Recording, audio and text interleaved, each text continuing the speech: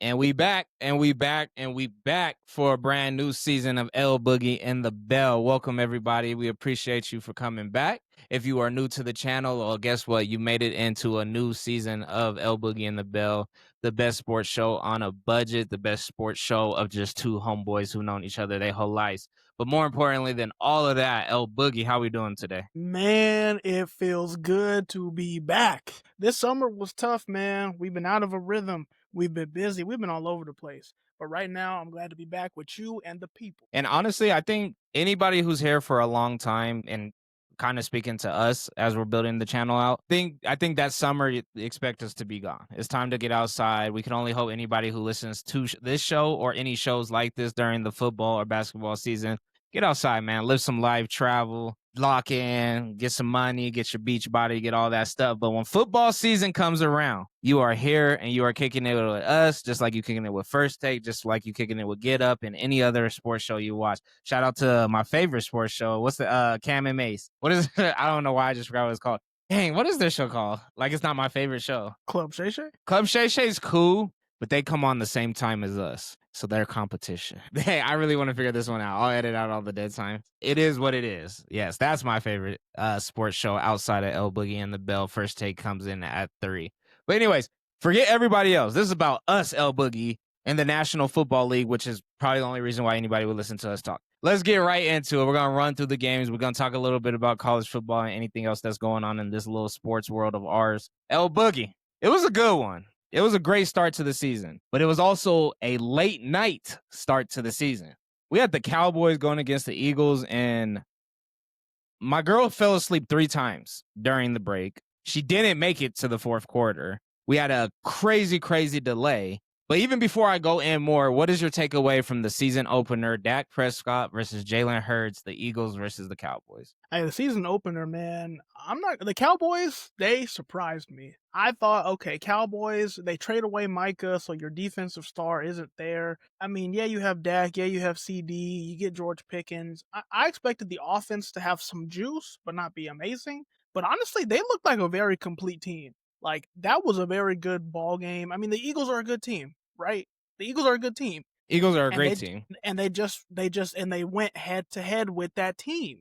So that's why I think the Cowboys are at least a little better than everyone gave them credit for. Shout out to Dak. I think Dak had an efficient game. Shout out to Javonte Williams. I did not have him scoring the first touchdown of the NFL season on my bingo card. But First it happened. 2 touchdowns for the Cowboys this season. Man, so shout out to him trying to, have a resurgence in his career.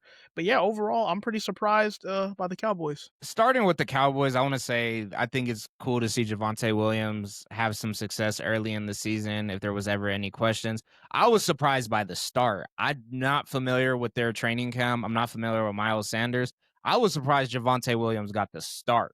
I was like, I didn't think you leave the Broncos, which he's 2 years away from the Broncos, right? First year. He was on the Broncos last year. Yep. Last year he was. Okay. So he was effective for he earned every 3.6 average, right? Like if every single run was 3 yards, it was well earned. He had some good runs in there. They did get stopped a little bit, but just getting the ball in the end zone. If it's within 5 yards and you're getting the ball within the end zone and you get 2 tubs out of the first game of the season, that does make any offensive coordinator feel like, okay, we got a power back at least. Like if nothing else, this guy's going to get it in. Great to see. Amazing. Dak, I like how hot, forget that. Dak Prescott, you had a great game. You put the ball where it needed to go. You did amazing. Dak Prescott is not injured. He's not getting old. He's not getting slow, because later in the show, we're going to talk about who's getting slow. And yes, I believe that a big, huge star in our league has gotten slow. But speaking on Dak Prescott, he got the ball where he needed it to go. Let's save CeeDee Lamb. Let's save it. The Eagles played like a championship team. I didn't see too many hiccups. I didn't see anything crazy happen. A.J. Brown is going to get he's going to get his touches, y'all. Like, let's relax. If you could run the ball in the National Football League, run the ball. If you have a dual threat quarterback, let him be a dual threat quarterback. In return, he will win you football games. If he's not winning you football games, you have to address your dual threat quarterback. They won the football game. Jalen Hurts had a good game. Jalen Hurts has a great game when you think about 2 rushing touchdowns. All good. Defense, I think they did their job. I think that they held Cowboys. I do now, Boogie. Before we finish that little part. Let's just get right to CD Lamb because I think he's such a big factor in the result of this game. I mean, CD had on paper, CD had a really good game. You know, he got stats, he got his catches, he got his numbers, but the drops, man, the drops, especially late in the game, you need to go get points to keep yourself alive. Dak throws a beautiful ball, like it was a tough catch. Don't get me wrong, it wasn't like a very easy catch, but a very catchable ball, especially when you are CD Lamb, who's going to get $35 million a year. For that much money, catch the ball, bro. If it's a catchable ball, you come down with that ball when you make that much money. So I think that CD's drops definitely hurt that offense. I think if he makes that catch at the end, the result could have been different. All right, all right. Am I tripping? I feel like you'd be tougher on these receivers. I feel like you'd be tougher on players. You letting him slide? I'll let him slide if you let him slide. Are we letting CD slide? No, Game I mean, one. It's not going to be easy to get in the playoffs on the NFC. I'm kind of confident that the NFC is going to be hard to get in the playoffs this year. I'll put it like this. I'm not going to kick CD too hard because it is the first game of the season. Cool. Maybe you're a little rusty, but don't make a habit of it. You're in the same situation again in a couple weeks. You're going to get some heat. And God rest his soul, and I don't think CD was that even close to being that far down his career. But I do kind of remember like Demaryius Thomas's last year in Denver, and there was like just some awkward drops. And you're just like, Demaryius Thomas would catch that. Demaryius Thomas catches that. But Demaryius, CD's way too young in his career for him to be going down that path. Like CD is in his prime. Like CD is. Cool. So Monday on the first football game of the season, if you drop 4 passes, and let's do 3 because one of them was a very excruciatingly hard diving. I don't know how to catch like that. Like I literally don't even know the mechanics of telling my body to catch those. But if I did practice every single day to catch those other 3 passes, I think it was just too many horribly dropped passes. Because when somebody hits you on your button, you expect them to catch it. Now, chemistry could be bad because we saw today Cam Ward throws the ball hella hard. I've never seen a quarterback, especially a young quarterback, throw the ball so hard that his receivers are missing it because of just the precision. I think CD can you get a little bit? Can you get a goddamn you early in the season? Again, bad. I mean, obviously, I'm not saying it was good. It was bad, dude. Like you essentially cost your team the game. Essentially, but it's one game. It's one game. We know CD is a talented wide receiver. He obviously can perform better, and I think he will perform better. So if it's just a fluke game, it's just a fluke game. Those games happen. And I'm like, for the sports bettors, nobody really had Cowboys. I don't think too many people had the Cowboys winning. Hey, I'm pretty sure a lot of people had CD Lamb for 100 yards plus. Oh, for sure. Yeah, I don't think too many bettors lost in this game. All right. Anyways. Little primetime football. We're going to go speed through a little bit faster. We're not going to talk about the spit? We're not going to talk about Jalen Carter? I was going to save it. Okay. So, El.boogie. All right. This one gets a lot of time and attention. All right. I might throw this at the beginning of our conversation. Okay. Let's talk about it. Let's be real. This game was a disaster. The entire fucking Eagles versus Cowboy game was a disaster. Not only did we have a 45-minute delay, not only did we have I've watched football all weekend. How many fights have you seen this weekend? I wouldn't even call them fights, but maybe 2 or 3 little altercations, I'd say. There was 4 to 5 just in this Eagle and Cowboys game. Now, before we even address those 2 things I said, Dak Prescott just so happens to spit in the direction of Jacob Williams. What's his name? Jalen Carter. Jalen Carter, my bad. He spits in the direction of Jalen Carter. Jalen Carter, this is the, I think, highest paid player on the team, biggest contract, star of the defense. Highest paid player on the defense? Still, he's on his rookie deal. They say he's going to make $22 million this year. Rookies make that much? Rookie deal.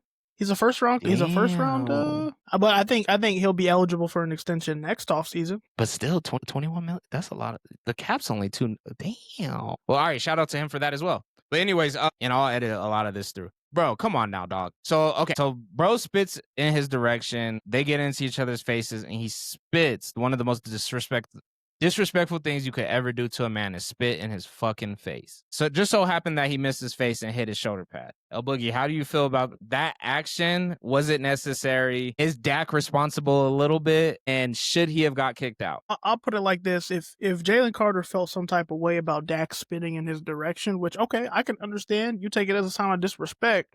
You have 2 reasonable options, in my opinion. You could one, nod your head and say, "All right, we're gonna see what happens when they blow this whistle." Like you can do it, you can show it then, and you can handle it then, or you could, if you really feel the need to, you can spit in his direction. But to walk up into his face and spit directly on him in front of the ref, that's Before the just a game started.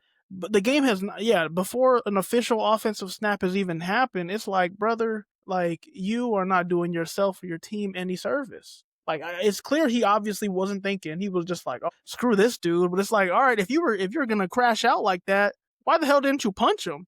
Like if you're gonna get thrown out the game, you know what I mean? Like do something that's worth getting thrown out the game for. I think you have a good point there because I'm like, he could have did it during a play, right? So if you feel like somebody spit on you, sack them and spit on them. Now it's crazy. It would look nasty as well. It potentially would have got you the same kick out, but it looks a lot better than you guys are getting ready to start the football game.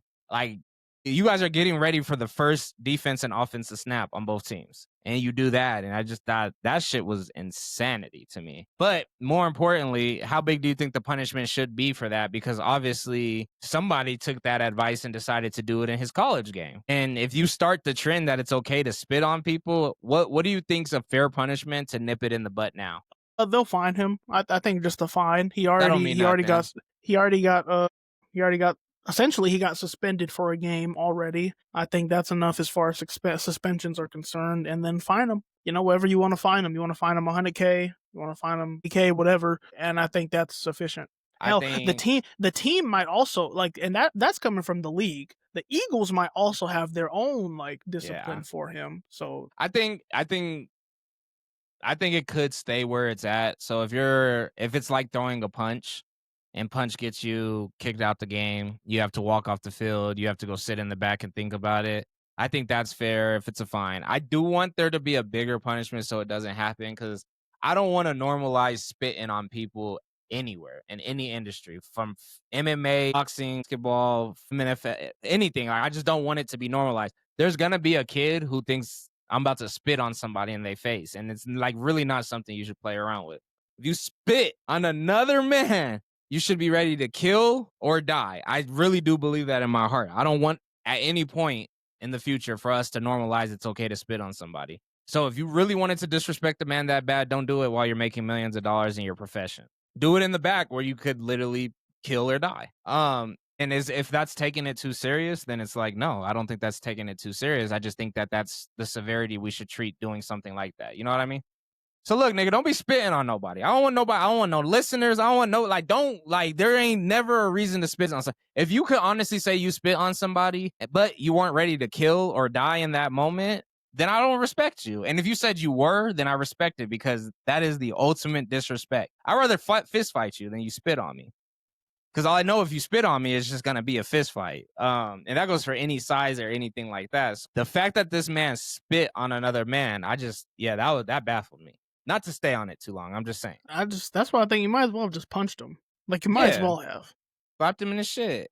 But anyways, okay, yes. So, and we got another primetime game, or moving on from the Eagles are going to be fine. Cowboys, we got a question mark. Moving on to the Chiefs and Chargers. That's our Friday night game, September 5th, El.boogie. We got the second game of the season kicked off with those two. It is a AFC West battle, which is big for us being Bronco fans. How do you feel about the Chargers going 2-8, or excuse me, Justin Herbert's Chargers going 2-8 in all of their meetings after that game? He went from 1-8 to 2-8. 1-8 to 2-8. I mean, I think overall as a team, I think the Chargers looked really good. Like, I think that the whole team looked good. The whole team looked composed. They didn't have an amazing day running the ball. They had an okay day. Justin Herbert showed his wheels. Justin Herbert had a great day throwing the football. Like, I don't think everyone says, oh, Justin Herbert's amazing. He has all this talent, but we don't really see it materialize in the big numbers, the big stats. This was like one of those times where it actually did materialize, going for 3 touchdowns and over 300 yards at a pretty good completion percentage rate. He showed it. So I think they looked really good. I think the Chiefs have some issues. Yeah. I think the Chiefs have some major issues. Not major, like they're not going to be a bad team, but I don't think we're gonna see the same dominating Chiefs that we are used to seeing. Care to elaborate on that one a little bit for me? I mean, I think in almost every phase, aside from Mahomes being great, like if Patrick Mahomes wasn't on that football team, this would not have been a 21-27 game. This would have been a 6 or 9-27 game. Like that offense didn't really produce. Nobody in the receiver room is really a threat. I mean, Xavier Worthy got hurt. That was your deep threat. Travis Kelsey had like one or two nice plays, but you can tell Travis is still a step. He's still a little slower than what he usually is or what he was. Um, the O line isn't perfect. They have some holes on the O line that they're still trying to work out, and maybe that'll improve as the season goes on. And that defense, their defense had been a strength in like the past couple years, and that defense didn't look all that great. Like I didn't have confidence in their secondary. Their pass rush wasn't really getting to Justin, so I just don't think there was anything to highlight except for Mahomes doing Mahomes like things. So granted, I think that I think the Chiefs. Okay, I don't know who to address first. So with the Chiefs as a team, I expected this to be their fall off year. After that performance, I still feel good about them being 2 or 3 in the AFC West, which there was never a chance for them to. I mean, there's no chance of a Patrick Mahomes team's currently falling off to the fourth. Like I don't have faith in the Raiders enough. Obviously, the Chargers look like they're ready to play this season. Of course, injuries and everything, but we'll get to the Chargers. I think Patrick Mahomes looks slow, and not in a bad way. Patrick Mahomes was still doing hat tricks. Patrick Mahomes was still getting out of the pocket. Patrick Mahomes was still making amazing plays. Patrick Mahomes had 258 yards and 1 touchdown. I think Patrick Mahomes did his thing. The reason I'm saying he's slow is towards the end of last season, you're seeing Patrick Mahomes not sliding fast enough. You see him taking more hits, and you see him having to lower his shoulder. He is not built like somebody to do so. And I know a lot of people are like, oh, it's the conspiracy theory, like where if you touch Patrick Mahomes, you're going to get a flag in a 15. People in the past 5 years would have paid for the opportunity to hit him as many times as they did on Friday. And not only he was lowering his shoulder, and apparently he ran that guy over. No, that guy looked like he didn't want to get a flag for it. Exactly. Imagine the demon who does want that smoke. Imagine like I'll get kicked out the game to have the opportunity to hit him right now. That everybody's not going to do what that guy did, right? Now, don't get me wrong. They might be a little scared of Patrick Mahomes, but there's somebody out there who ain't. Somebody out there who's like, I beg to differ. Patrick Mahomes got hit 4 times in the game. Patrick Mahomes did not slide 4 times in the games. Patrick Mahomes decided not to run out of bounds out of those 4 times, at least 2 of those times. That's a speed issue. He's not just magically a tough guy. He's an aging guy who has to start thinking about stuff like that, or he is a hat trick guy who's just playing in the moment.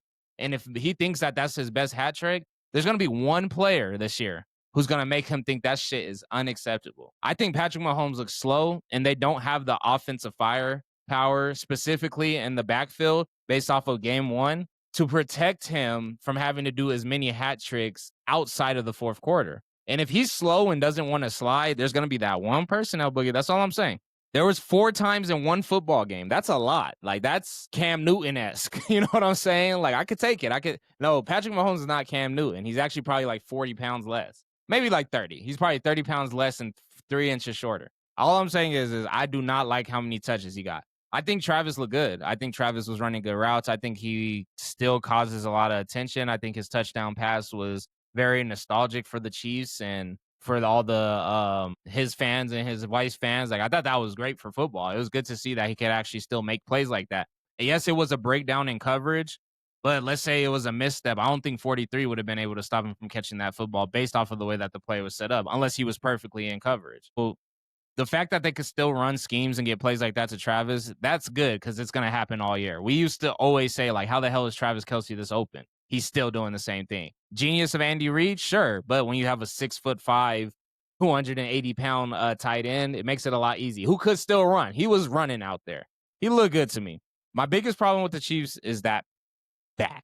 Isaiah Pacheco, I don't see him being a shell of himself. I don't like how the offensive line or the running scheme kind of played out. I feel like they were blocking for Kareem Hunt when Kareem Hunt wasn't in the game, but even when Kareem Hunt came in the game, it still wasn't that explosive between the tackles. it just felt like a really awkwardly ran game. They gave up on it before they could get it started, and I just don't think that's going to work this season. They had under 35 or under 40 yards in total. Oh, excuse me, they have 41 yards in total in rushing yards. That's not going to cut it for that's not going to cut it. It's just not going to cut it. But they had 57 plus rushing yards because of Patrick Mahomes. He had his own 6 carries for 57 yards, averaging 9 yards. He was taking hits for that. What about those 2 running backs who have under 41 yards? You know what I'm saying? They need to establish a run game so Patrick Mahomes thinks to get hit less in a loss.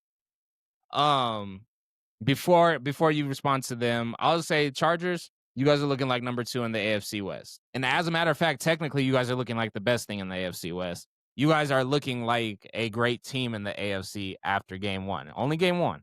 Go ahead, El.boogie. Yeah, I think only thing I want to touch on with the Chiefs is I feel like part of the reason why Mahomes has to run so much is, I mean, it wasn't like it was quarterback designed runs. It was, all right, I'm throwing, I'm looking to throw, nothing's open. Let me go take off because I want positive yards. I think, honestly, on the offensive side of the ball, I think the O-line will get better as the season goes on, as they kind of gel together a little bit. But I think they need wide receiver help, man. When you're relying on Juju Smith-Schuster and Hollywood Brown, Hollywood not Brown fire though. necessarily, he had a good game, but he's often injured. Yes. So you do not want to rely on those guys with an Xavier Worthy who did get injured in the game and a Travis Kelce who's a year or 2 away from retiring. You don't want to rely on that receiving core. That's part of the issue for them. So I actually have a proposition on what I think the Chiefs should do. It's kind of funny. I think the Chiefs should trade for Tyreek Hill. Well, who do they have to give up that the Miami will take? Nothing. Send picks. Send a third.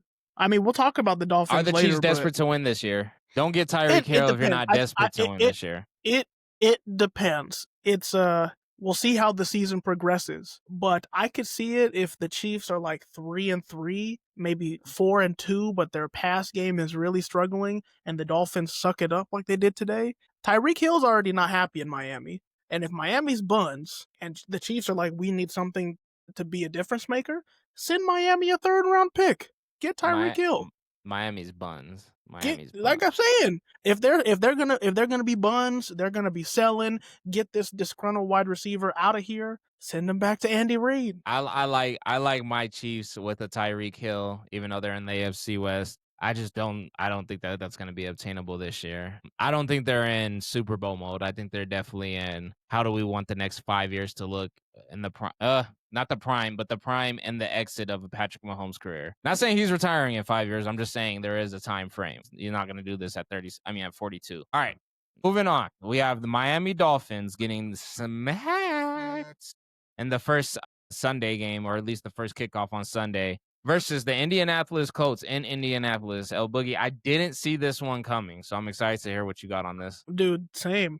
Out of all of my picks for this weekend, this was I thought the Dolphins were gonna do it. I thought we were gonna see a resurgence of that offense with Tua and that passing game, and it was the exact opposite. We saw a resurgence of Danny Dimes. Daniel Jones had himself debatably probably top 3 games of his career today. I mean, going for 2 rushing touchdowns, throwing the ball efficiently, no touchdowns. You know, they brought up a stat. He is the only NFL quarterback in recorded history to have a scoring, or every drive that he was a part of, they scored points. Every single drive. No other quarterback has ever done that in a game before. All right, I caught the highlights of this game. I think Daniel Jones looks good. We're not about to say look great. He had a great game. Daniel Jones had a great game. It's clear to see why Daniel Jones won the quarterback spot. If he was showing these flashes at practice, obviously he won the battle during the preseason. This is clear. This is the big show, right? Miami has been a fall-off team. Of course, they fell off because of injuries last year. The year before, we expected them to be really great. That's when they got kicked out by the Chiefs, I think. Nothing excites me about Miami, and nothing excited me about their roster this year. But I did expect a better Miami team to show up. So I was like, I was just dumbfounded by this. But Daniel Jones going this crazy on that defense, I can't really think of Miami's defense just being dominant last year. Am I wrong? No, yeah, their defense doesn't have too much going on. There, They seem like an offensive led team. yes, offense, sunny side, throw it to Tyreek Hill and bro, he's was Waddle. it Jalen Waddle? Yeah. So I'm like, with that being said, congratulations, Daniel Jones. I only want you to do that 6 times this year, and you have my respect. Do I think Daniel Jones is going to have a game like today where he takes over more than 6 times? No. That's why I'm not putting too much faith into the Colts. If he has more than 6 games, this team will go to the playoffs, which gets scary because we're in a tough AFC conference, AFC West, and everybody can't go. Like, this is the team that I believe potentially will make sure the Steelers don't make to the playoffs this year. Hot take. If there's a team that makes sure that the Steelers don't make it, I think the Colts showed today that there's a chance, but we might be dealing with a very, very terrible Miami team, which what could be Tyreek Hill was pointing at. He might be like, oh no, the course has ran. I'll let you respond to that. I hear the I don't huffing want and to make puffing. too many conclusions. I don't want to make. I don't want to make too. I don't want us to have Colts playoff conversation just yet. If you take a step back a year ago, do you remember the hot start that the Saints got off to at the beginning of the year when Kind Derek of, Carr was but airing yes, that shit out and they looked like a play. They looked like a contender. Yeah, and then they were buns for like 15 weeks. Let's give it a little bit. I see where you're going. I think, like you said, Daniel Jones had a pretty good. He had a really good game. That team had a really good game. Miami looks like there's some issues. Tua, I don't know what happened with Tua. He threw a some bad lot, interceptions. He a gave lot's happened the with O Tua. line was not protecting him. A Like lot has happened with I Tua. A lot.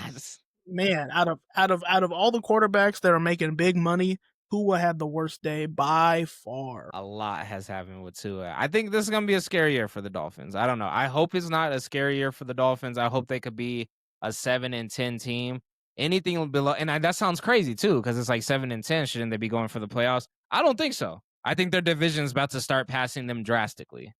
Which they're not in like this ridiculous, crazy division. You know, everybody in their division's kind of in that build. We're trying to figure out our identity mode.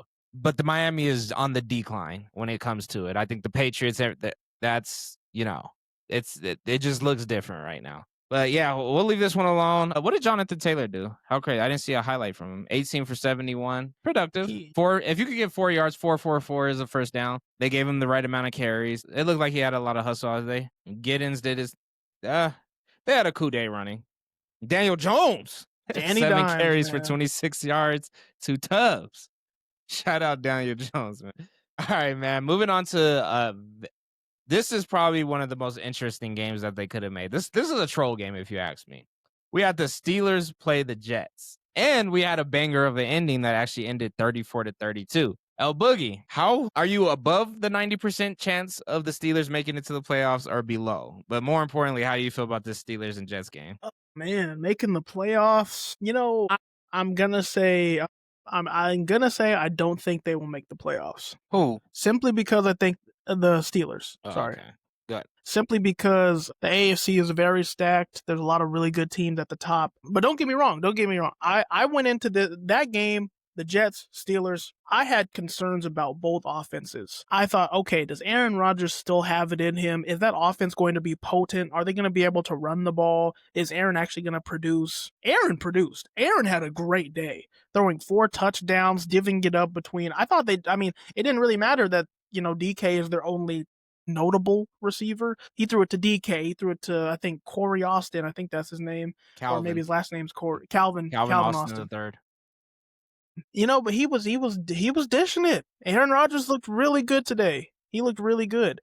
And same on the other side. I had concerns about Justin Fields. Like, obviously, we know he's a runner. We know he's an athlete. I had questions about him throwing the ball. He had a pretty good day throwing the ball. And the Jets and Brees Hall had a really good day running the ball. So both of these offenses surprised me. I think it honestly just came down to a really talented player in Jalen Ramsey making a play at the end of the game. That's Yep. what sealed it. That was the difference. These were two really good offenses. I think Steelers, if they want to be a playoff team, I think you can't give up 32 points and count on Aaron Rodgers winning shootouts every week. I don't think they're built to win shootouts every week. So that defense and Mike Tomlin, y'all need to tighten up. But if that doesn't happen, I don't see them making the playoffs. Jeez, somebody just got ran the hell over in the Sunday night game on kickoff. Yeah, I completely agree with you. Well, hold on. Just to back it up a little bit. I think the Steelers shocked me a little bit. I expect the Steelers to beat the Jets. Like, let's just start there. I expect the Steelers, the team, to beat the Jets. Of course, we have new faces, but what is new faces to Mike Tomlin? He's proved time and time again he knows how to win football games. Just might not know how to win this first round of the playoffs. Long away from that. So let's not focus on it too much, even though I was just trying with the Colts. The Steelers are not going to win this division, but I am very excited. And I mean extremely excited for every divisional game they have. There's no way that they're going to get too close to Baltimore, which I really hope Baltimore doesn't have a fall off year. I mean, the division is just, oh my God. You know what I'm saying? Like, this division is just like literally, oh my God, including the Browns. So I'm like, I'm excited for their divisional games. If Aaron Rodgers forces them, and I really hope they have a Sunday night football game. If Aaron Rodgers is going crazy against the Joe B on Sunday night, and I really hope they have a Sunday night game, don't you think that's going to be like one of the funnest games to watch? Oh, for sure.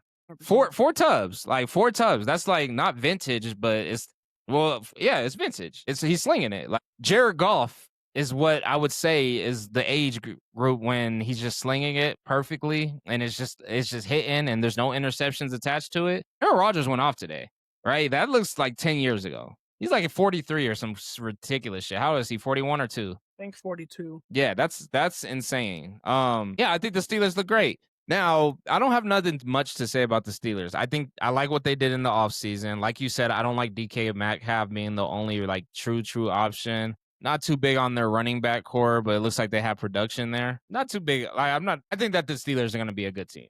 The question is are they going to win a playoff game? But we're going to avoid that right now. Let's just let them enjoy the win of the day. I smell another 9-8 season. No. I smell the last playoff spot. Absolutely. If not the second to last. Could be 9-8. Yeah. I see like the bottom AFC West team or like a Colts fighting for that last playoff spot.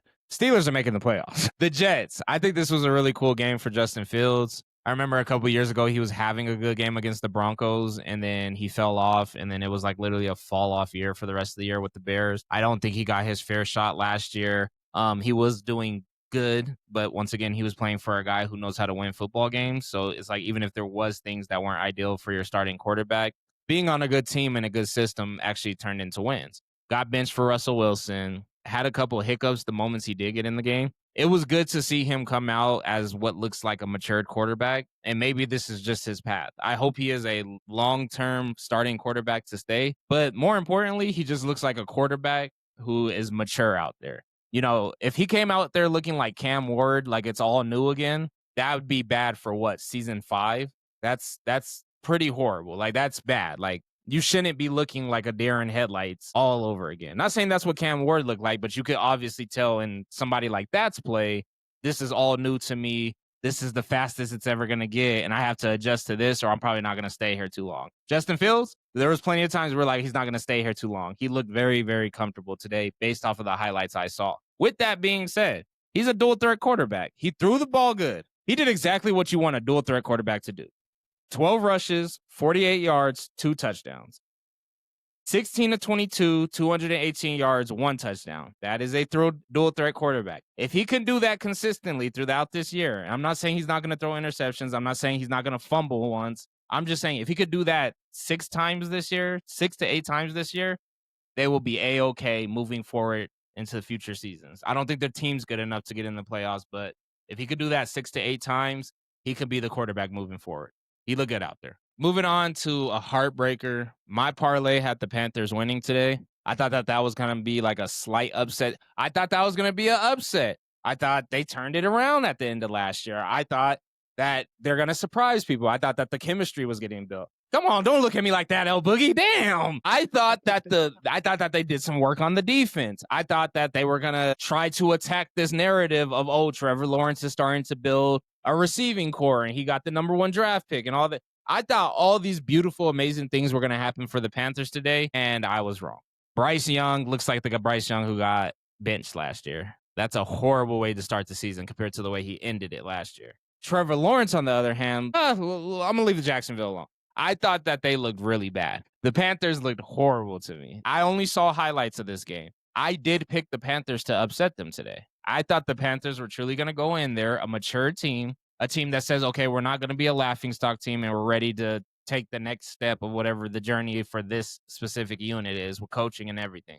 They did. They took a step back from the end of last season. Jaguars, I didn't get to watch too much of this game, so let's take a look at some stats. But how do you feel about this game, El Boogie? Uh, I mean, overall, this game got me a little bit worried for Bryce Young. I mean, I think Game one. it is game one, so I'm not going to make any final statements. But what we saw in this game is one, he did not get good protection. Two, turnovers. Three, actually no, just those two. Those two things are still consistent from previous years. And honestly, this is year three for him. Like year three, first, no, he was a number one overall pick. Year three, Mhm. you have to prove something this year. You have to prove to your team, to everyone, that you are capable to be a quarterback. And unfortunately, I don't think the Panthers are putting him in the right situation. I could honestly see, this being a situation where in a year or two, he gets bounced off that team and he has to, go on a journeyman, go on his own journey to find a spot where he can be successful. But yeah, games like this is not going to extend his career, so I feel bad for him. I hope he's able to turn it around. And then for the Jaguars, I mean, Trevor Lawrence had a Trevor Lawrence game. Really, what surprised me were how the Jaguars were able to run the ball. I think they had a really good day running the ball. Travis Etienne really showed he's also in a prove it year. Like if he doesn't show out, he is definitely going to get bounced from the Jaguars. So he had a really good game. Obviously, it was fun to see Travis Hunter got his first catch and his first tackle. I don't know if I agree with the strategy to use him as a full-time receiver and part-time corner. I think it should be the opposite, I think but so that's too. neither it's a yeah, but whatever. He's doing his thing. Obviously, he's not gonna play the full game. I don't think that's ever gonna happen. Playing both sides full time in the NFL. But yeah, he looked okay overall. Jaguars. I think the Jaguars didn't look like an amazing team, but they just beat a bad team. Yeah, I think that the Jaguars didn't pull all the hats out, the tricks out the bag. They didn't. I don't think they pulled a trick out the bag. I think they played a solid game, consistent game. Crazy second quarter. Like, oh, okay, we're better than this team. Let's not exert energy on this team. Let's beat this team. Get ready for next week. That's it. I think that's what the Jaguars got. Let's not use all of our rookies to their absolute max. Let's have a great, consistent game. A shout out to Travis Etienne. I think that he definitely helped the team on his back. I think he abused obviously a lacking front four. I mean, looking at this, nine yards of average, it looks like they abused the linebackers as well. And hopefully a lot of secondary was saved. I didn't see all of his big plays, but what I will say is it looked like he put a lot of dirt in on them. Only 16 carries. I could get it if it was like 24 carries, I'd be like, damn, a great day rushing. 143 yards, 26 carry. This man did that in 16 carries. So that's just abuse. That's belt to ass. That's bad. Like that doesn't look good. Like if I'm a coach and I see that, I'm like, oh yeah, we know what we're doing next week. Oh, and we're gonna prepare the whole line. We're gonna tell them, yeah, just go straight out there next. They don't want the smoke. Bryce, I'm rooting for you, brother. I'm rooting for you. I want Bryce Young to be good in this league. Somebody I don't want to be this good in this league. No, I'm just joking. It's because he's short too. But anyways, we got the Cardinals and Saints, two teams that I can honestly say, El Boogie, I don't care about this year. I do not care about. I don't care about either of these teams this year. But looks like the Saints. It looks like it was a good game. We got Cardinals beat the Saints 20-13. How you feel about this one? I'll handle this one quickly. I mean, Saints are obviously in a rebuild. I don't think the Saints have their quarterback of the future on the roster. New Spencer head Rattler. coach, yeah, Is that Spencer light skinned dude, Rattler. right? Yeah. Exactly. Yeah, I don't think he's going to be the answer. I mean, he didn't turn the ball over, which is good, but he didn't have a great day. They'll probably bounce back and forth between him and Tyler Shuck or Shao or however you pronounce it. But yeah, Saints are kind of a non-factor. Cardinals seem to be a non-factor, but a lot of players on this roster need to prove it. Kyler Murray needs a good season this year. He needs to prove that he can be successful. And same with Marvin Harrison Jr. I mean, only his second year, but when you're a top 4 overall pick and you're supposed to be a generational receiver, you need production. Today, they both had a good game. Not a great game. They both had a good game. Just a And good they game. can live and that's good enough for now. I feel like if Russell Wilson would have had Kyler Murray's day, he would have got way more shine. So I'll respect Kyle Murray's day. Like you did what you were supposed to do in your season opener. You just did it against the Saints. So let's get consistent. Let's start thinking about being in the playoff hunt. Um, Let's go 4 more weeks before we start judging the Cardinals, right? Like a 2-2 Cardinals team looks the same to me as like a 4-1 Cardinals team. Or is like a 2-3 Cardinals team looks like a 4-1 Cardinals team just because I don't know what's the ceiling for this team yet. The Saints, yeah, I didn't I shout out the Saints. Shout out the Saints. I mean, the Saints just aren't big for me regardless. This is like too NFC for me. So being an AFC kid and being an AFC fan, this is like too NFC because I don't know what the ceiling is for either teams. And I know who is working on bursting through the ceiling to get to a Super Bowl. Speaking of which, we have the Commanders kind of picking up where they left off last season, knocking down divisional game. The Commanders versus Giants, beat them 21-6. El.Boogie, how'd you feel about this one? This one's a quick one for me. I mean, yeah, obviously everyone probably picked the Commanders to win this game. Nothing too surprising about their performance. I mean, they leaned on a rookie a lot for rushing, and obviously Jaden Daniels had his rushing numbers. Debo being their leading receiver is surprising to me. But also they utilized him in the run game too, which is cool. So seems like he still has that skill set. I think Commanders are gonna be just fine. On the Giants side, it's not looking good.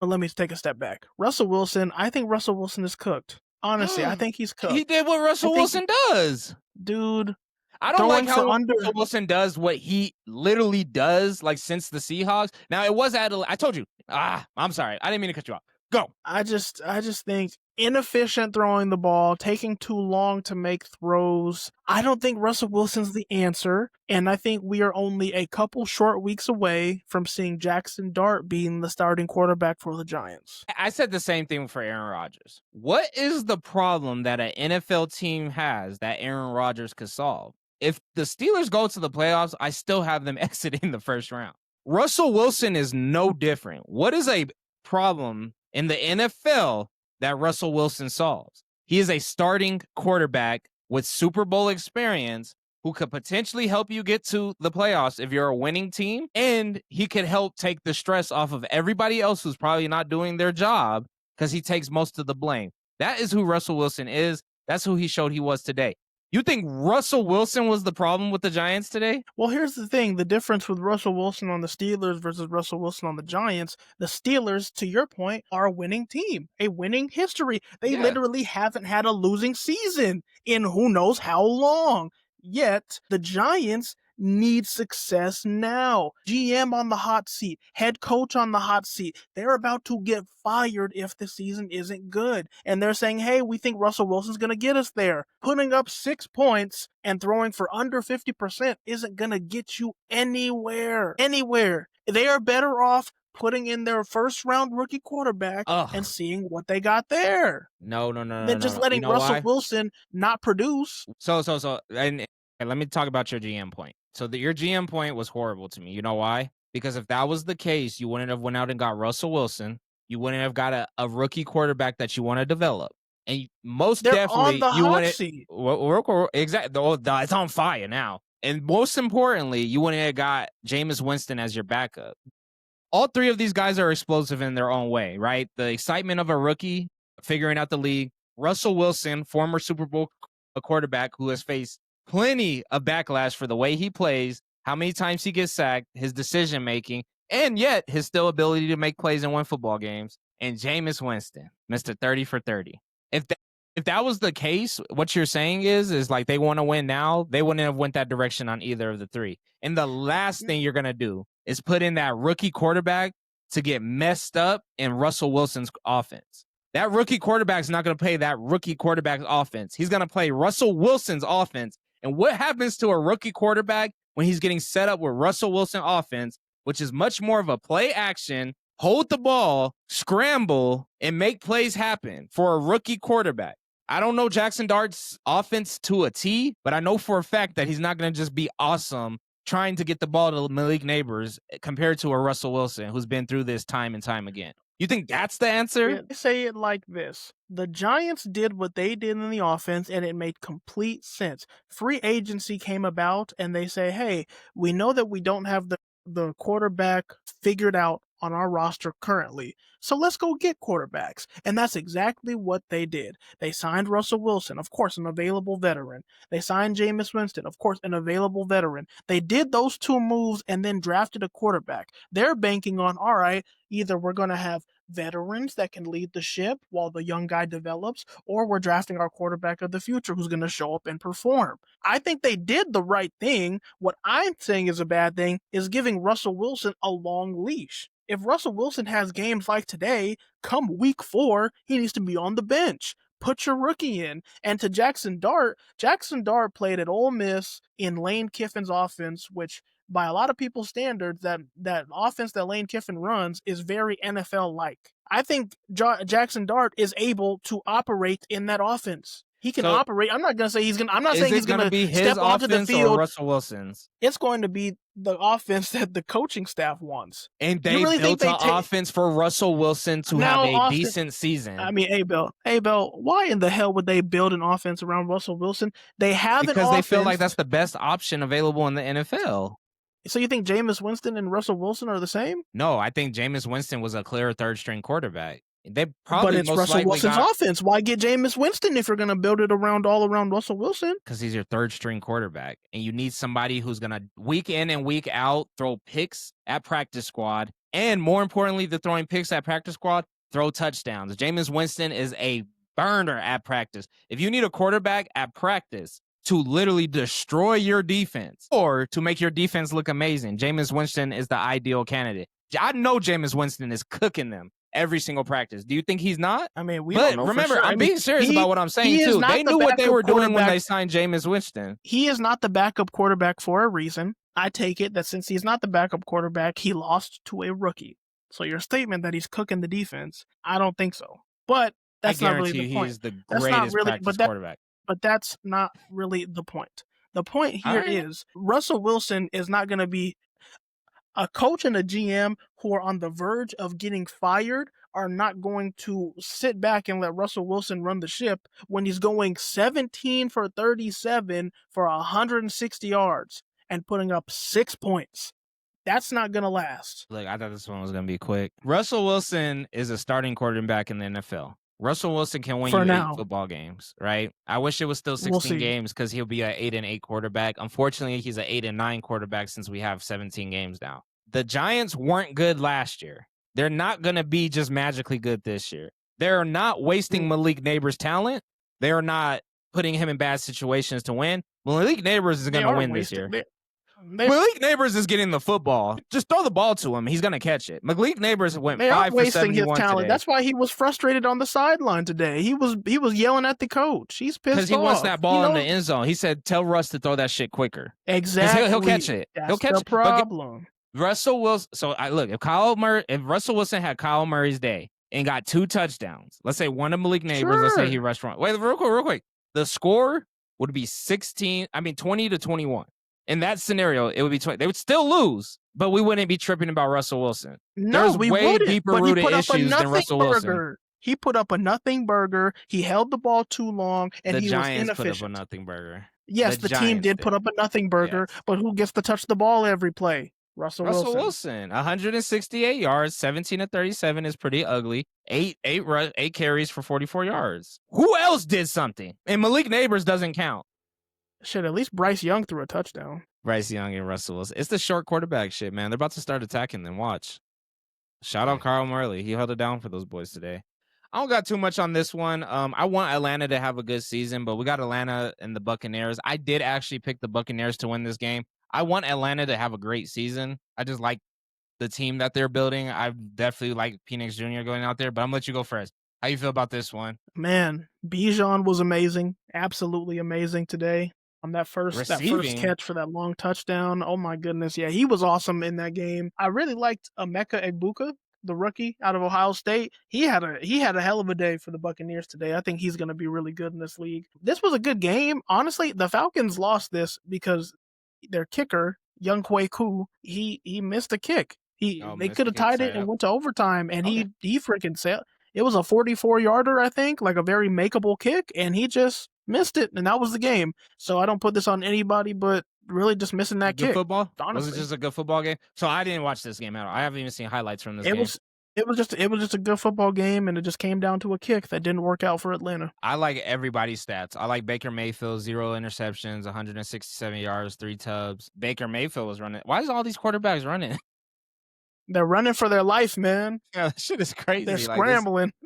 there's a lot of scrambling going on today. I don't know who Bucky Irving is. Who is Bucky? Is that super? No, I'm thinking of somebody totally different. He's Shout their out. running back. He's Yeah, a young guy. nothing too crazy. We'll address him on the receiving side. I like the way the receiving core looks too. Like Evans, consistent as fuck. Like 5 catches, 50 yards, 10.2 each. Like Mike Evans, like eventually it's gonna say 8 receptions, 110 yards. We expect that. We know that. If Emeka Egbuka is taking that role, I don't know who this is. You said he's a rookie? He is a rookie out of Ohio State. That's fire for 2 tubs on your first game ever. So shout out to him. I know his family's probably happy as hell today. So shout out to him. I don't know. That's awesome sauce. I want the Buccaneers to be a good team, not as much as I want Atlanta to be a good team. I'm glad that you're saying that it was just a good game. Michael Penix Jr., shout out. 298 yards, 1 touchdown. Definitely looks like that first year sitting on the bench, getting NFL experience, taking reps has played a good part for him. Early as hell in the season, he wasn't playing a horrible team. He's playing a team that could easily be in the playoffs this year.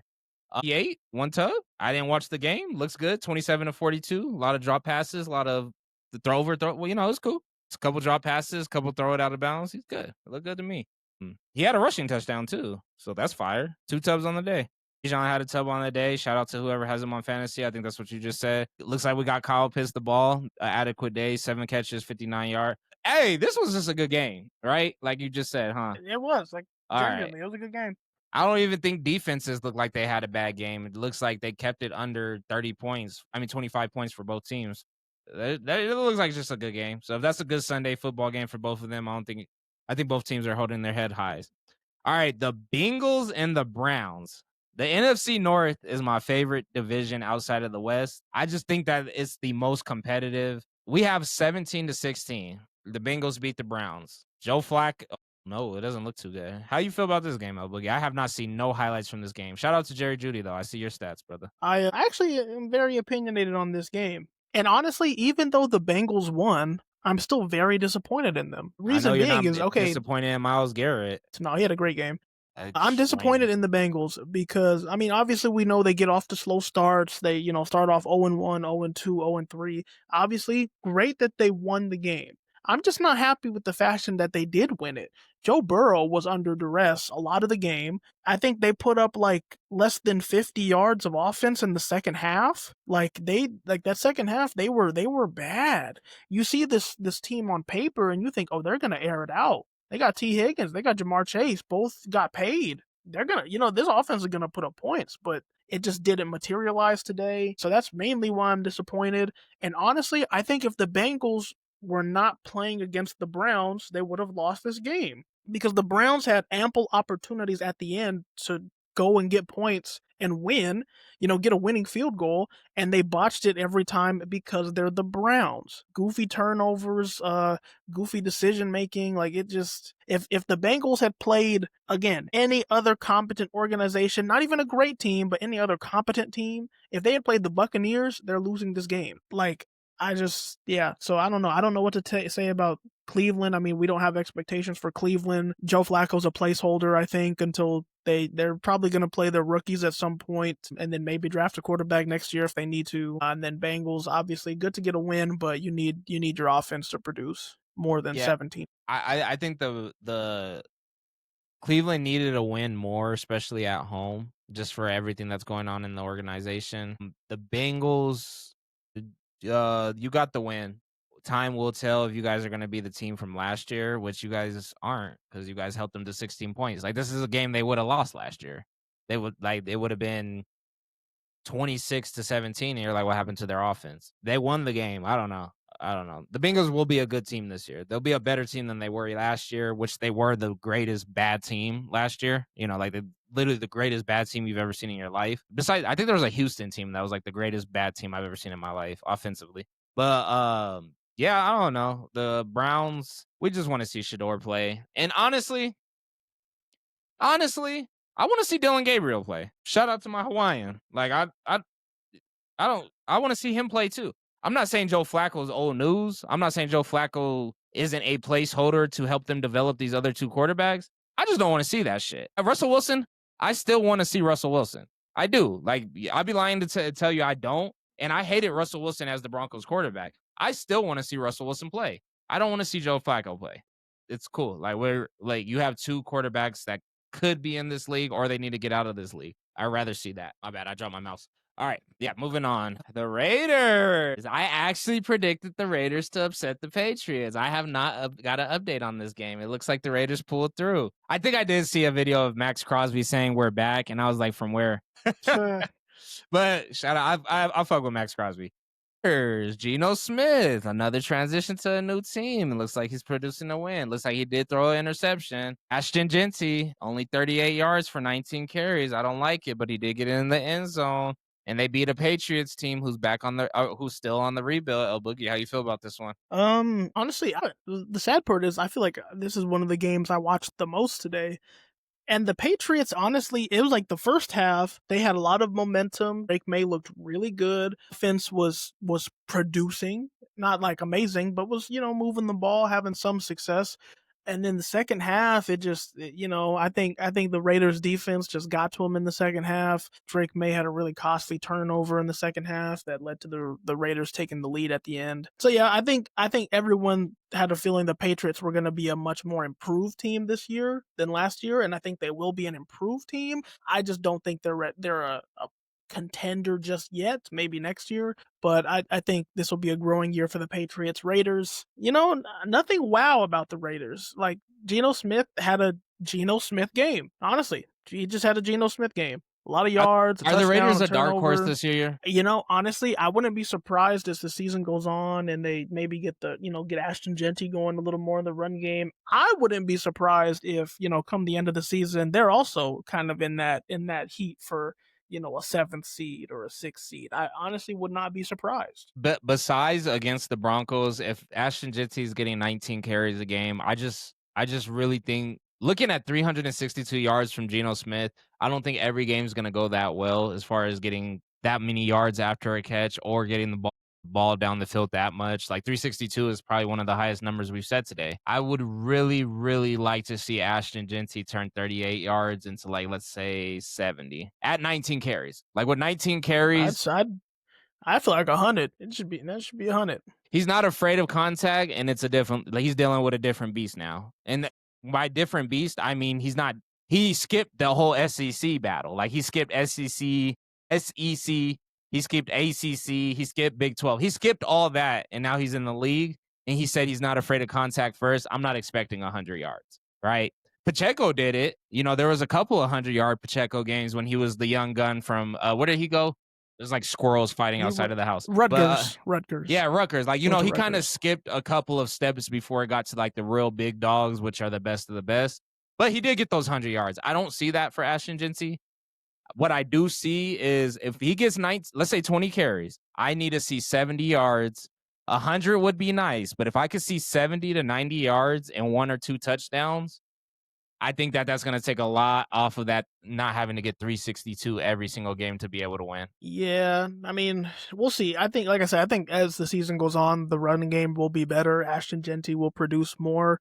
You could argue that the fact that he skipped a couple stages in college, it also means he's fresher, as opposed to having to run in the SEC for a couple years. But yeah, we'll see. Again, I think it was a good win for the Raiders. I think, honestly, the highlight was their defense really, really giving the Patriots trouble. This is a game I felt like I wish everybody should have cared about more, but where were we? Yeah, I feel like this game didn't get too much media attention, but the Niners and the Seahawks. I know it got attention where you are, but how you feel about this one?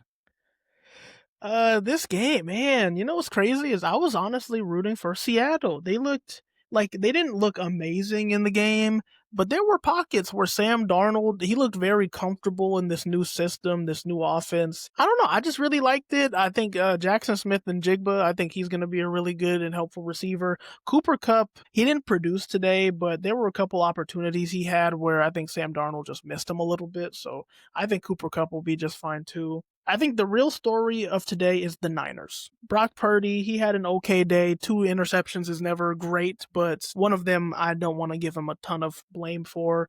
Christian McCaffrey wasn't really an efficient runner today, but they did get him in the pass game. They force feed him carries. Ricky Pearsall, their number 1 pick from I think 2 years ago, he had a really good game. On paper, I think the Niners should have won this by a lot more. Their kicker missed like 2 or 3 field goals, so that pissed off Kyle Shanahan quite a bit. Yeah, and I think the worst part about this game was George Kittle catches the first touchdown of the game in I think their first or second offensive drive, and then he pulls his hamstring. Or not pulls his hamstring, he has a hamstring injury. That's what they call it. But with George Kittle being an older player, hamstrings are a very finicky injury, especially when you're a route runner. So we'll see what happens with George Something to Kittle. So that watch. was devastating. That was, yeah, something to watch. But their defense showed up today. Special teams, not so much. Offense, hit or miss. Yeah, I want to see what happens with my guy. Where is he at? I just looked at him. I don't know where I was starting with that statement. So I think the big thing about this game. Oh no, okay, yeah, I want to see what happens with my guy Brock Purdy. It looks like take one of those interceptions away, and I guess a field goal is what you're saying. We missed 3 field goals. This looks like it should have been a 28-13 game. I'm not gonna take 2 interceptions away. You could leave one of the interceptions.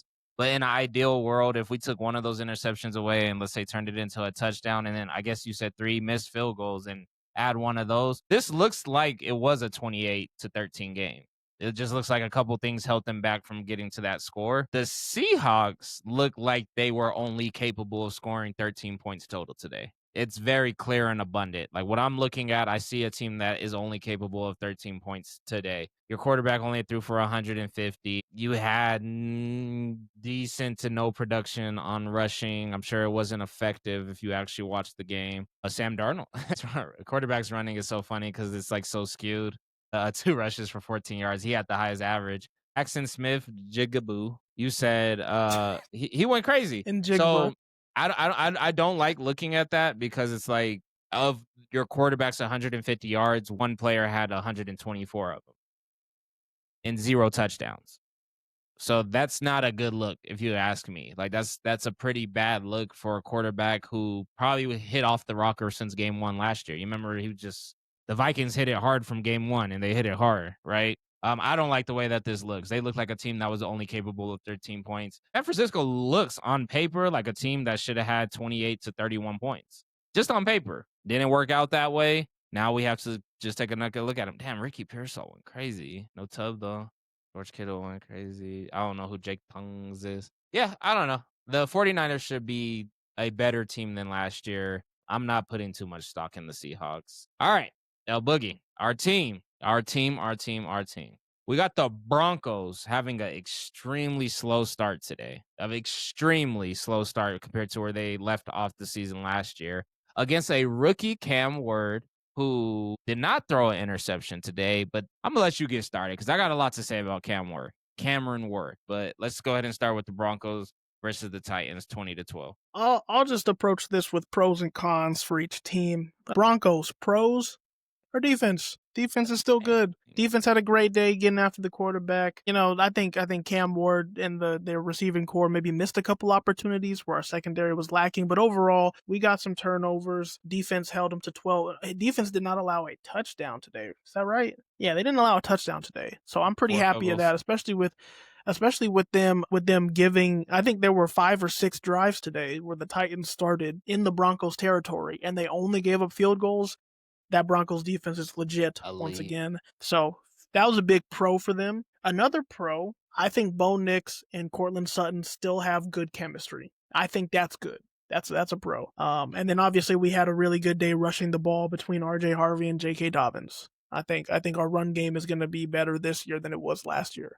But now the cons. And it's really just Bo Nix and the turnovers. I think Bo Nix today, I think he was a little slow in his decision making. I think, fumbling the ball, throwing bad balls. I think maybe it may just be what happened last year where he has to kind of ease into the season and as it goes on, he will become better but I thought we had maybe skipped that phase. But yeah, those turnovers for Bo, those were not pretty.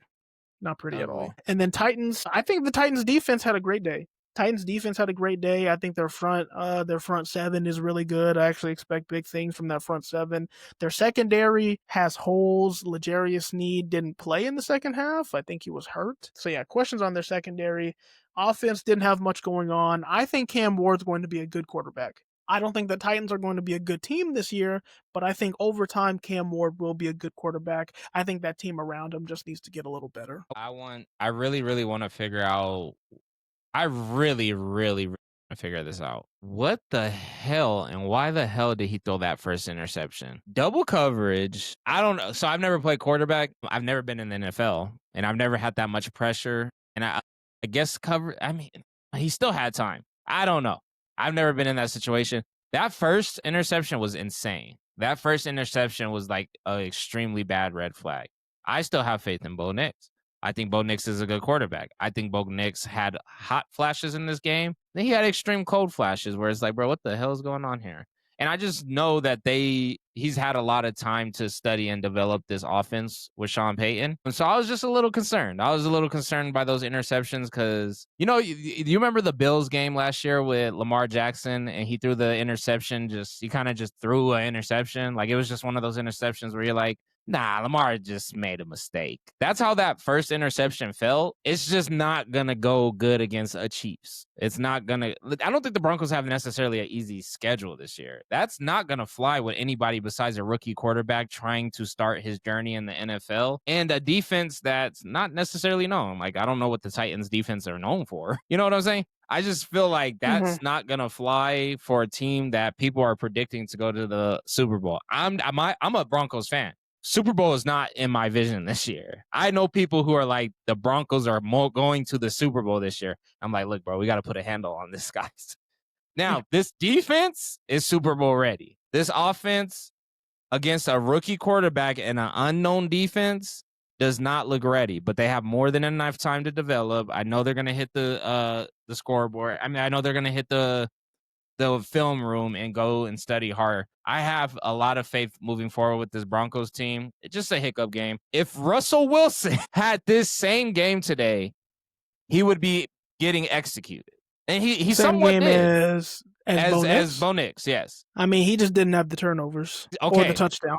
But guess what? He would be getting executed. Now, Sure. Bo Nix is not going to get executed for this. They're going to say, oh, it was just a bad game. He's going to pick it back up. Bo Nix, let that be true. That's what I'm going to say. Let that be true. Let that be true that I really don't know why I threw that first pick. Second pick just happened. There were more than enough opportunities to get the ball in the end zone. We'll be better next week. Let that be the truth. But the truth better not be that this could be a normal occurrence. I could throw for 300 yards, and then I could throw for 176, 1 touchdown, and 2 interceptions. I don't want that to be the normal for the Denver Broncos, because that would be the waste of potentially a Super Bowl defense. Or at least a deep playoff run defense, right? You know what I'm saying? Like, the Broncos are a deep playoff. Like, they shut this young man down. Like, there were things that were out of Cam Ward's control where the Broncos just had it. Like, Riley Moss, like, the Broncos looked amazing on defense. Bo Nix and Cortland Sutton looked amazing on offense. The running back, I've not been excited for the Broncos run game in a long time. Since Javonte Williams got drafted, they look pretty exciting. Bo Nix, do not make this a normal occurrence. Do not be the reason why the Broncos don't reach close to where they're supposed to be going this season. That's it. Cam Ward, welcome to the league, brother. Making millions, taking care of your family. You slanging that motherfucker, dog. You got a lot of. This is your year to learn it all. Man, hey, man, Cam Ward, you're him, brother. Keep going. You a dog. You're good. You cold.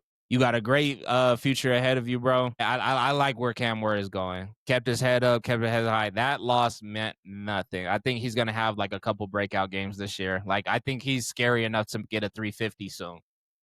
350 yards, 2 tubs, 3 tubs. I think he's going to get it soon. And I really hope he does. El.boogie, extremely heartbreaking one.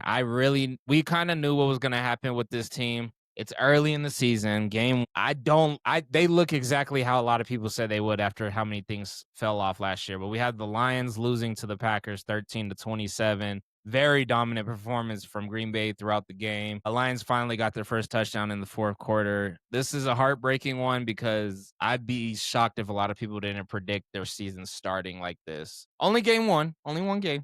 but against a tough Packers team. How you feel about this one? Yeah, it's never easy to bounce back when you lose both of your coordinators who were very good coordinators. You lose both of them. You're starting fresh. A lot of the same faces on the team, but not the same. Just not the same swag. Not the same swag. Not the same oomph. I think that's what's going to hurt the Lions this year. And yeah, I think we all expected some regression. And honestly, this is kind of how you expected it to look. I mean, Jared Goff, statistically, his day wasn't awful. 31 of 39. That's good percentage wise. One touchdown, one pick. That's very Jared Goff like. The real concern is the Lions were an amazing running team last year with their, Sonic and Knuckles combo with Gibbs and Montgomery, and they could not run the ball at all today. So that's a concern. That actually is a concern. How your O line is more or less the same. Your same running backs and your running game just deteriorated like this. Again, just one game, so we're not gonna Just one. go too crazy, but yeah, it just wasn't a good day for the Lions, of course, and the Packers obviously had a good day.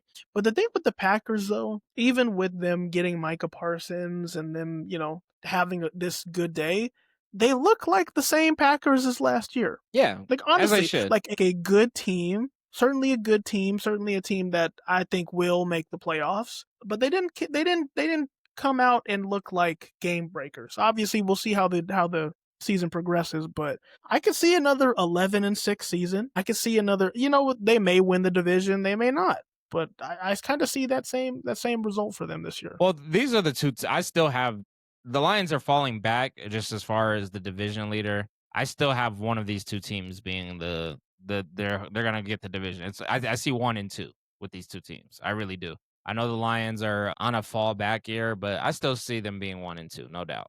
With that being said, man, I like the Lions being a good NFL team, don't you? Doesn't the life feel better when the It Lions are kind of honestly, it good? was it was it was fun, man. It Like was fun. the last 2 years with the Lions, I think Dual they threat were the running team. back, like, that shit was fun. Like, Detroit, like, the people started talking about Detroit's whole city would turn around. I need them to do it this year. I want them to do it. It's okay not to be the division holder, but damn, I just want Detroit to be good. Like, people just, I don't know. I want Detroit to win. It was fun. We'll see what they can do, man. But yeah, again, losing two coordinators, two really good coordinators. That's hard to recover from. Yeah. All right, man. We're getting close, Elbow. We're right here. I have not much to say about this game. I'm scared to address this situation, but we have the very low scoring game for two teams that are generally they're pretty used to putting up numbers, they're ready for shootouts and pass. I'm a little shocked. We have the Rams beating the Houston Texans 14-9. That's extremely low scoring game for both sides, if you ask me. Boogie, what do you think happened here? Yeah, man. I don't know. Both defenses obviously were pretty good today. I think it was good to see Matthew Stafford come out and have a solid game, especially with all the injury concerns coming into the season. So good to see Matthew Stafford having his day. Puka Nacua, man. Puka Nacua is a dog.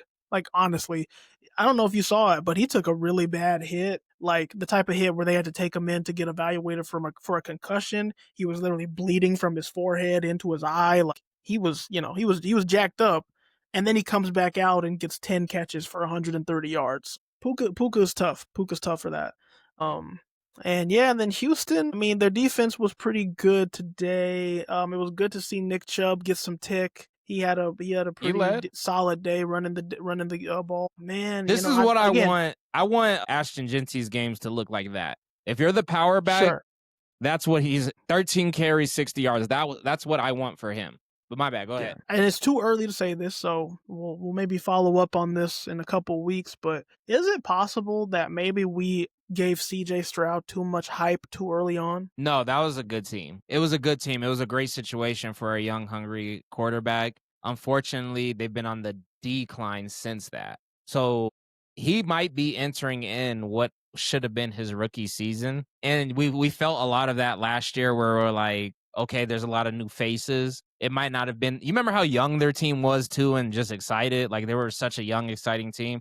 Then they kind of added in older veteran players. Then they had like a little bit of a fall off last year. I'm expecting him to have what should have been his rookie season this year, where it's like, okay, we need to get real with what scheme's going to work for this quarterback because we were just in a really perfect situation his rookie year. it didn't feel that perfect ending the year last year. And it doesn't feel that perfect this offseason. It feels like what usually a rookie quarterback would get thrown, which sucks because this is what, year 3 or 4? This is year 3. Yeah, year 3. I knew this was year 3 because I'm like, I remember his sophomore slump, and I'm like, now he's gonna start building himself out as like a junior. I think come senior year, he's gonna be right back at it where it's like, oh no, they're gonna be a problem this year. Like they're gonna recruit. I think this year and next year they're gonna recruit for who they want to be next year.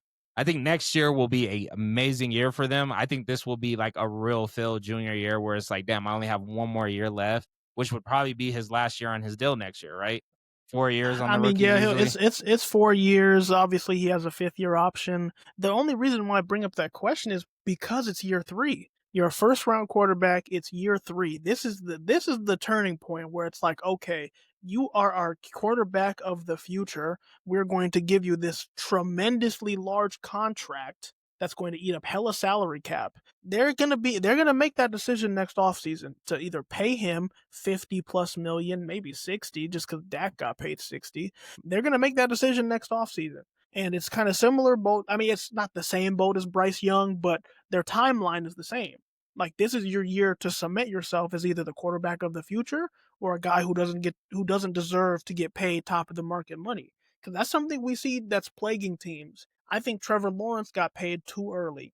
I think Tua got paid too early. That's what I worry about for these quarterbacks and these teams, and they're going to be very decisive with making, with finalizing and saying, "Hey, we're going to pay this guy." I think CJ Stroud needs to have a really good season to cement his future. If you don't have a really good season this year, they're going to look at you and say, "Hey, we have questions." And I'm not saying they're not going to pay him, but it is going to put some shade on your future, just a little bit. Now they almost made it to the second. It was last year. They almost made it to the second Last year, round, yeah, I think. last year they beat the Chargers because the Chargers had a shit game, like a really really bad playoff game, and then I And they think they were like a lost to player the to Chiefs, Chiefs, and they a lost to player the to Chiefs. Yeah, yeah. So it's not like refing they had. decision. It's not that they had a bad season. I'm just saying last year during the season, CJ Stroud didn't look amazing. So and here we are, third year, new season. Today did not look amazing. CJ We need to see. Stroud is We need their to see more quarterback of the amazing. future. He's the quarterback of the future. Where I'm saying is he was put in a freaking amazing situation as a rookie. He capitalized on it as a sophomore with a little bit of a slump. This year might be like a very real telling year because I don't have high. Do you have a high ceiling for Houston this year? I think they should win the division. I think they should be. I think they. I think they should be an 11-win division winner. They're gonna get 10 easy. 11, 12 is where I'm gonna start being like, I don't think this is the year. I do think that the Colts and Jaguars finally got better enough to actually start competing in this AFC division. I mean, conference. And I mean that at heart. And I do think that who has to receive the most punishment for that happening is the Texans. I really believe that. I think the Texans are going to receive the most punishment for the Colts and Jaguars trying to be contenders in the AFC conference, not their division, the conference. So I'm talking about that 7th seed and 6th seed.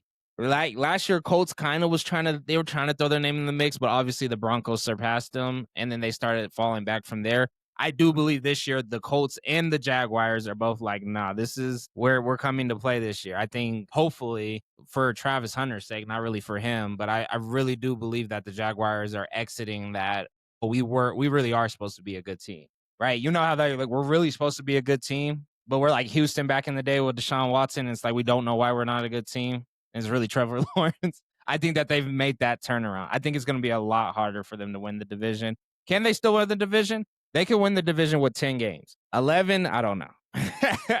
11, I 12 mean, games is going to be tough it's for them. only a 1-game swing. Well, I'm just saying, I don't see them as an 11, 12 win team. I do see them being able to get the 10 just off of the strength, but their division got better, a lot better. I really believe that. I believe their division got a lot better, and I do believe that they took another step back. So that doesn't usually equal to, oh, we're going to win this division no matter what. So, hey, that's all I'm saying. But anyways, El.boogie. Last game for tonight. We'll give our quick predictions onto Monday Night Football. We are currently at halftime. Halftime just started, actually. This was the longest halftime it took to start, like the last minute of halftime I've been watching during the show. Buffalo came out of nowhere and just got 3 extra points. They just got another field. They're racking up their points, but it looks like Lamar and Derrick Henry are having a very dominant first half. Josh Allen came out extremely hot. Like I'm because it's so real time, I'm literally watching it. These two teams, these are both Super Bowl contending teams. This is actually their year. We're talking about a Chiefs fall off year. I think one of these two teams will be in the Super Bowl in the AFC. Period. I think it's one like that. This is your AFC championship game prediction potentially. El.Boogie, how do you think the rest of this game plays? We got 20-13. Ravens scored 17 in the second quarter. Buffalo Bills 7-6 first and second quarter. Yeah, watching this game, I think it's gonna end up being or remaining a one possession game. I think down to the wire. I mean, obviously the Ravens are running the ball. I mean, Derrick Henry, it's halftime and he has 123 yards on 9 carries. Like it's funny. Every offseason, everyone's like, this is gonna be the year Derrick Henry falls off. This is it. And it's just like, bro, look at this man. Yeah, this Like, man is look a at him. beast. He looks healthier than ever. He's freaking insane. So yeah, I think they're gonna lean into the run. I do think I'm surprised their pass production has been super. I mean, Lamar's been efficient, but only less than 70 yards in a whole half. LaBelle, 123 yards on 9 carries. I guess yeah. When you're doing that, who the hell cares if you don't You know need what to I'm throw the saying? ball? Then I Like, guess. Yeah, you're right. throw We'll the see. But I football, think like, I think no. I think this is going to continue to be a gritty game down the wire. I do have the Ravens winning. I think they're going to continue to lean on the run game and just control the clocks. I actually am going to go opposite of you. I think the defense is about to get their asses handed to them in the Bills locker room, and I think they come back more ready for the run stop. Fortunately, Lamar Jackson could throw the ball too and still going to be able to scramble on you. So I do think that they slow Derrick Henry down as best as they can in this second half. I got them winning the football game because I do think that they're going to start opening up Lamar Jackson down the field. I wouldn't be surprised if he ends with like 170 yards in this game, which is literally only 103 yards more. But 103 yards, 1 touchdown, 27-20 win. I could see that happening for the rest of this game. As far as moving forward on the season, these are elite teams. These teams are going to blow out your favorite team. These teams are going to beat your favorite team. These teams are going to have less than 3 losses, less than 6 losses total on both teams. I'm predicting it now. There will not be more than 6 losses on either of these teams. So look out.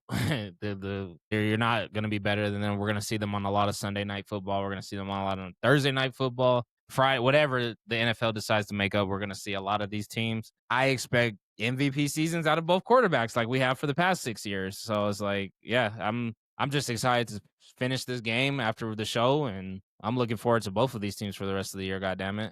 I want to know who does do it this year. I do believe one of these two teams are going to be in the Super Bowl. I want it to be the Ravens. Shit, I do kind of want the Bills to win one, but I want why Lamar. not? Let me rephrase. The Bills can win one, just not before Lamar. Cool. The Bills can win one, but just not before Lamar. And if these next 3 years are the best chance for both of them to get a Super Bowl, I would like both of them to get a Super Bowl in the next 3 years because we don't know what the future holds with a Jane Daniels and people trying to build their own legacies. And hey, the Chiefs are down and out right now, but they ain't gonna be down and out for too long. That's the Patriots. They're gonna be back. Trust and believe. They're like the Warriors. They will be back. They could do it without him, and him. They might just have a little bit of rebuilding. Andy Reid retires, Patrick Mahomes, then they're done, right? But until those things happen, I'm done. Yeah. But the next 3 years, I think, is the best chance for one of these two teams to get one or both of these teams to get one. El.Boogie, nothing too much here. The Vikings fall off year for me. Bears, I got the Bears. What you got? I want Caleb Williams to have a good year. There's a lot of unknown with this game. I think I'm gonna go with the Vikings. Reason being is I ask myself, hey, we have seen this offensive system in Minnesota work with Kirk Cousins and Sam Darnold. I don't think any of us think either of those quarterbacks are generational talents. I think they just were able to operate well in that offense. Now look at JJ McCarthy, who has not played a regular season down in the NFL, so it's a big question mark, but it's all about can he operate within that system. He doesn't need to be amazing. He doesn't need to be Lamar. He doesn't need to be Josh Allen. He just needs to be the best version of Daniel Jones, and then they'll be okay. The Bears, it's new coach. Does he gel with Caleb?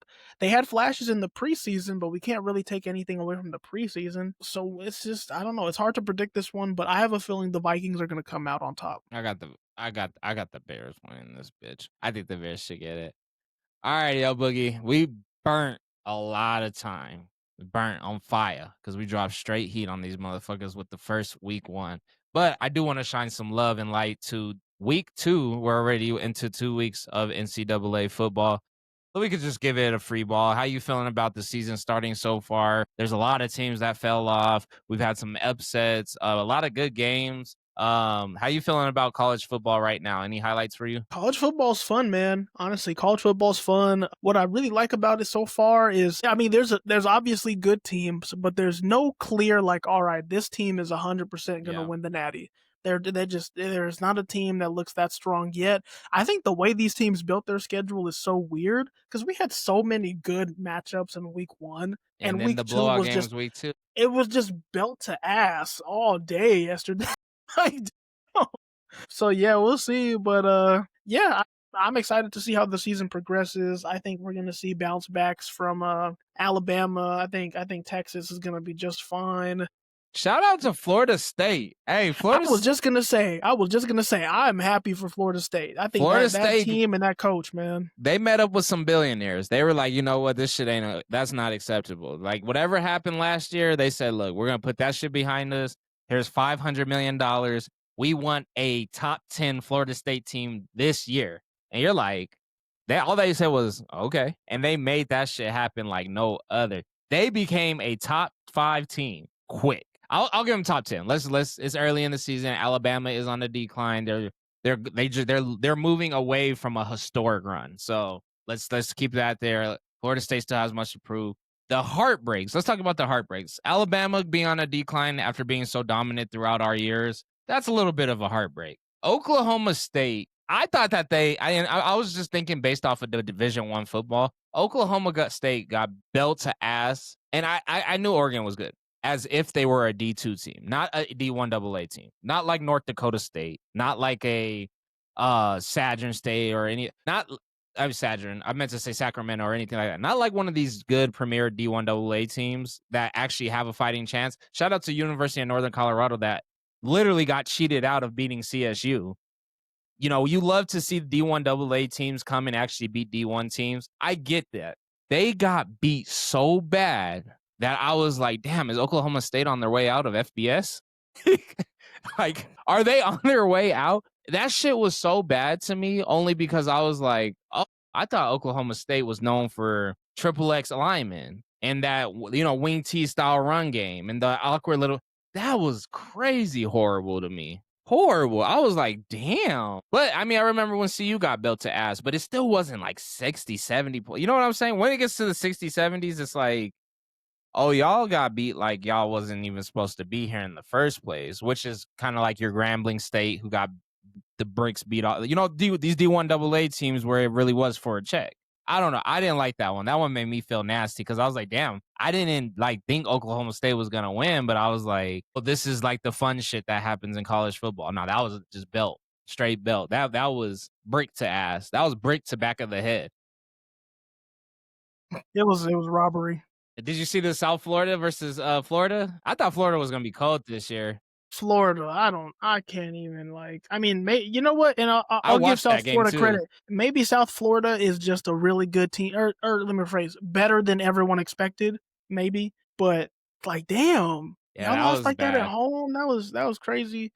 I don't know. Also, shout out to Carson Beck. Carson Beck went down to Miami. I was the biggest Carson Beck hater at Georgia. I thought he was so ass. He's been pretty good through 2 weeks. He's performed pretty well for Miami. So shout out to I him. mean, he got an NFL salary. He living good. He better be performing. He's living the life. I genuinely think he has an NFL salary. I'm sure it's like on paper, it's not what he potentially will be making next year if he makes it to the league, which he will. I think he's making an NFL salary, so he better be competing like that.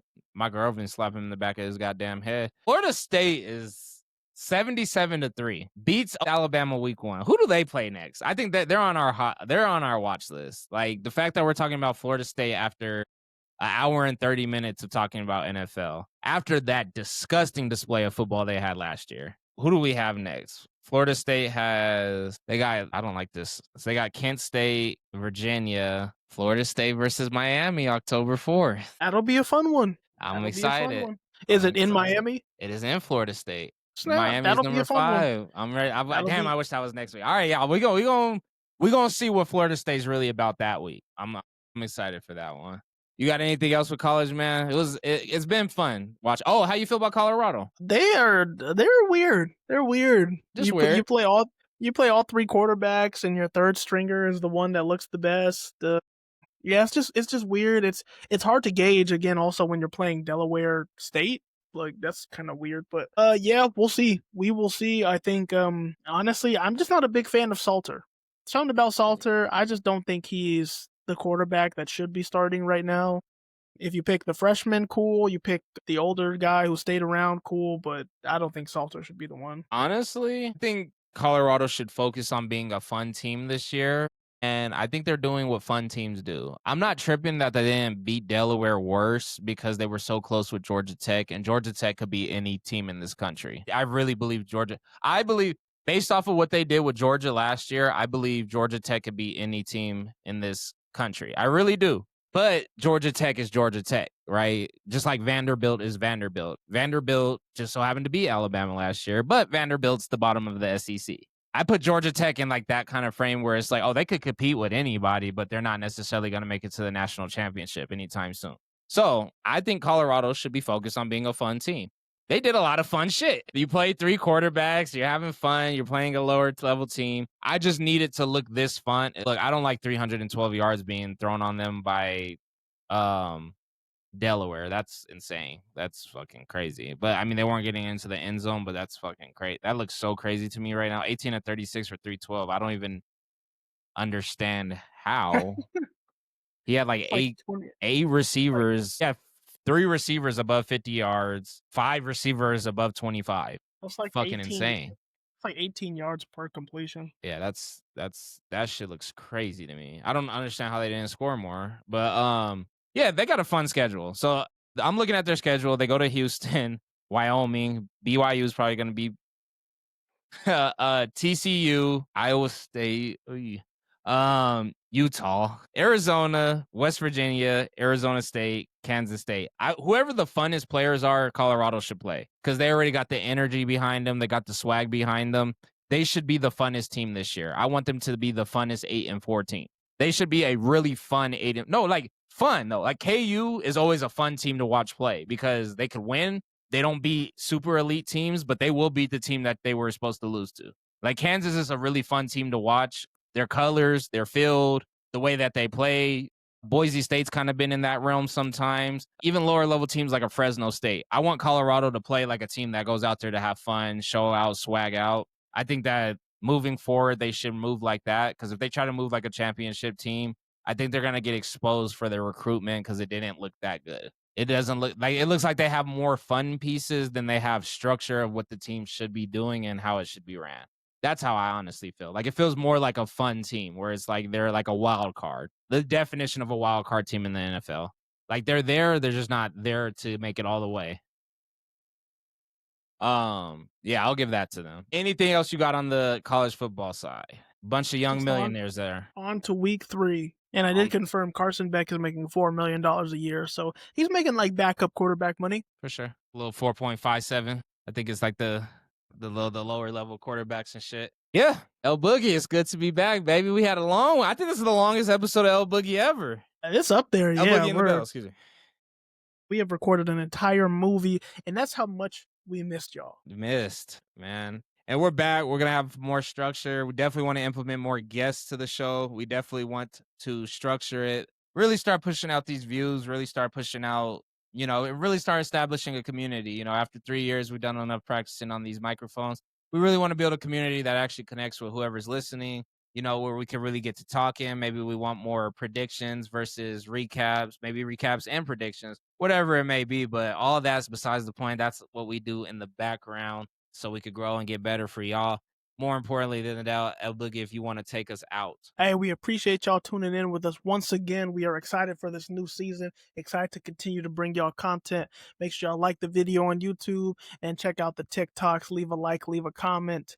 And as always, we appreciate you and we will see you back here next time. Peace.